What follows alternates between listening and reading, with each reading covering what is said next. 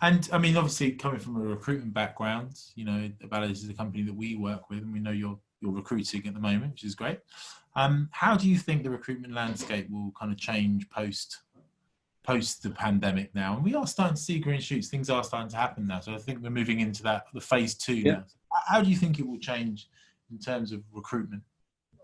I think, a couple of things probably. I think one would be I think the pendulum, if you look at the technology world, the pendulum about, between working for a stable employer and a conventional employee-employer relationship versus contracting, you'll probably see this pendulum swing a bit back, not completely, but I think, the value people will place on stability will rise.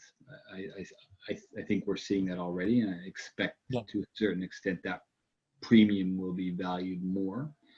I think from an employee standpoint, the great thing is you will be able to get the benefit of both, right? I think there will be more flexible arrangements that are available within the more traditional employer-employee relationship. So I think, that's how I see it. You never know, but I certainly think the early signs are that's how the market seems to be. Yeah, I think you so. Probably know better than me, though. Well, no, that's right. That's why I don't start talking to you about recruitment all the way through, because that would be a bit funny. And ask me those questions. We're definitely seeing remote interviewing and opportunity over a larger landscape, if you know what I mean, becoming more important. And I think that's really good for people, because I think it allows a wider range of skill sets to be considered.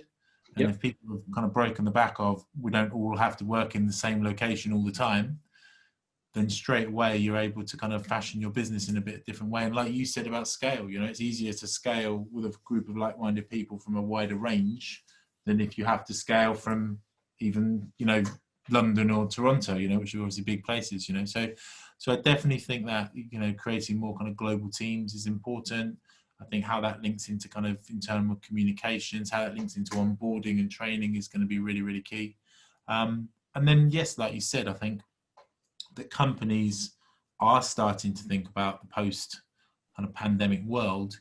Hopefully we are in that, and it doesn't kind of happen again. But I think companies, leaders have learned a lot from this process that will help them to drive their businesses in different directions. And I think those are the businesses that will be most successful.